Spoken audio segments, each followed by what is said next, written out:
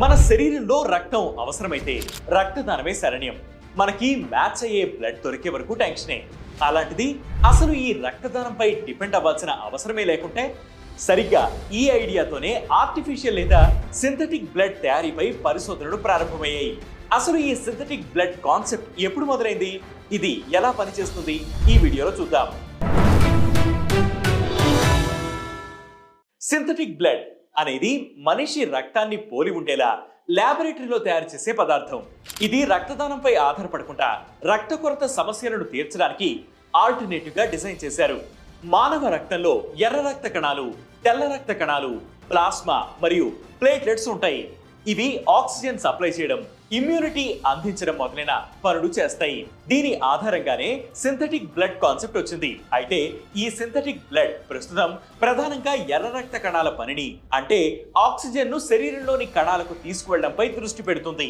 Synthetic blood లో రెండు ప్రధాన రకాలు ఉన్నాయి. మొదటిది haemoglobin based oxygen carriers.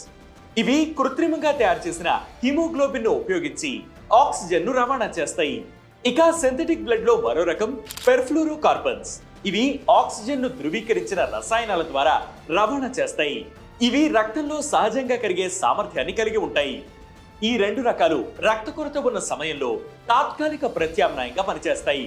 Synthetic blood oxygen supply విషయంలో ముందడుగు వేసిన హ్యూమన్ బ్లడ్ చేయగలిగే అన్ని టాస్కులను చేయగలగడంలో పురోగతి సాధించలేదు. సింథటిక్ బ్లడ్ ఎలా పనిచేస్తుంది? సింథటిక్ బ్లడ్ యొక్క ప్రధాన లక్ష్యం ఆక్సిజన్ ను ఊపిరితిత్తుల నుండి శరీరంలోని వివిధ అవయవాలకు తీసుకువెళ్ళడం. హిమోగ్లోబిన్ ఆధారిత ఆక్సిజన్ క్యారియర్స్ ఆక్సిజన్ ను క్యాప్చర్ చేసి అవసరమైన చోట విడుదల చేస్తాయి. ఇది మానవ రక్తంలో హిమోగ్లోబిన్ చేసే పనిని పోలి ఉంటుంది. అయితే ఈ హెచ్పిఓసిలు రక్త కణాలలో ఉండవు.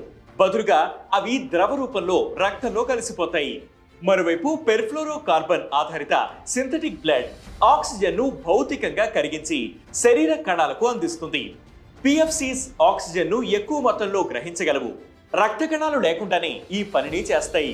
ఈ రెండు రకాల సింథటిక్ బ్లడ్లు రక్తస్రావం, శస్త్రచికిత్సలు లేదా రక్తం అందుబాటులో లేని పరిస్థితుల్లో తాత్కాలికంగా ఉపయోగపడతాయి. అయితే ఇవి శరీరంలో ఎక్కువ కాలం ఉండవు.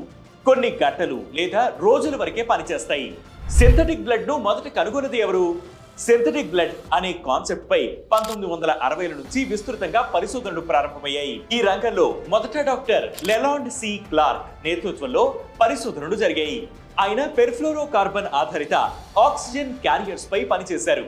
అదే సమయంలో డాక్టర్ థామస్ చాంగ్ వంటి శాస్త్రవేత్తలు హిమోగ్లోబిన్ ఆధారిత ఆక్సిజన్ క్యారియర్స్ పై పరిశోధనలు చేశారు. 1970ల నాటికి హెచ్బిఓసిలు మానవ రక్తం యొక్క ఆక్సిజన్ సరఫరా సామర్థ్యాన్ని అనుకరించగలవని గుర్తించారు. ఈ ఇద్దరు శాస్త్రవేత్తలు సింథటిక్ బ్లడ్ రంగంలో మార్గదర్శకులుగా నిలిచారు. ఇక ఈ పరిశోధనలో సాధించిన పురోగతి విషయానికి వస్తే 1980లలో హెచ్బిఓసి అభివృద్ధి, హిమోగ్లోబిన్ ఆధారిత ఆక్సిజన్ క్యారియర్స్ పై విస్తృత పరిశోధనలు జరిగాయి. ఉదాహరణకు హీమోప్యూర్ అనే ఉత్పత్తి దక్షిణాఫ్రికాలో కొన్ని వైద్య చికిత్సలకు ఆమోదం పొందింది. 1990లలో ఆక్సిజన్ వంటి పిఎఫ్సి ఆధారిత ఉత్పత్తులు క్లినికల్ ట్రయల్స్ లో పరీక్షించబడ్డాయి. కానీ సైడ్ ఎఫెక్ట్స్ దృష్ట్యా ఇది కమర్షియల్ యూజ్ కు అందుబాటులోకి తేలేదు. ఇక ఇది కాక నానో టెక్నాలజీ, స్టెమ్ సెల్ టెక్నాలజీతోనూ ఆర్టిఫిషియల్ బ్లడ్ తయారీకి పరిశోధనలు జరుగుతున్నాయి.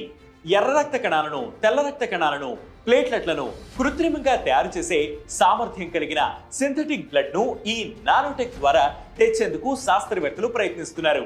మరోవైపు స్టెమ్ సెల్స్ నుండి రక్త కణాలను తయారు చేసి వాటితో సింథటిక్ బ్లడ్ తయారీకి కూడా రీసెర్చ్ జరుగుతోంది. సింథటిక్ బ్లడ్ శరీరంలో ఎక్కువ కాలం పనిచేయలేకపోతోంది. హెచ్బిఓసిలు కొన్నిసార్లు అధిక రక్తపోటు లేదా కిడ్నీ సమస్యలను కలిగించే అవకాశం ఉండటం, తయారీ ఖర్చు ఎక్కువగా ఉండటం సింథటిక్ బ్లడ్ తయారీ ముందున్న ప్రధాన సవాళ్లు. మరి సింథటిక్ బ్లడ్ ప్రస్తుతం అందుబాటులో ఉందా అంటే ప్రస్తుతం సింథటిక్ బ్లడ్ సాధారణ వైద్య చికిత్సకు విస్తృతంగా అందుబాటులో లేదు. కొన్ని ఉత్పత్తులు, ఉదాహరణకు హీమోప్యూర్ దక్షిణాఫ్రికా వంటి కొన్ని దేశాలలో పరిమిత వినియోగానికి ఆమోదం పొందాయి. కానీ ఇవి అన్ని చోట్ల అందుబాటులో లేవు. అమెరికా, యూరప్ వంటి దేశాలలో సింథటిక్ బ్లడ్ ఇంకా క్లినికల్ ట్రయల్స్ దశలోనే ఉంది. స్టెమ్ సెల్ ఆధారిత రక్త కణాలు మరియు నానో టెక్నాలజీ ఆధారిత ఉత్పత్తులు కూడా ఇంకా ప్రయోగశాల దశలో ఉన్నాయి. అయితే 2030 నాటికి సింథటిక్ బ్లడ్ పరిశోధనలో కీలక ముందడుగు పడొచ్చని, ఆపై ఎంత వేగంగా అందుబాటులోకి వస్తాయనేది ప్రభుత్వాల సహకారం, పరిశోధనల తీవ్రత బట్టి ఉంటుందని శాస్త్రవేత్తలు చెబుతున్నారు. దీనిపై మీ అభిప్రాయాన్ని కామెంట్ సెక్షన్ లో మెన్షన్ చేయండి.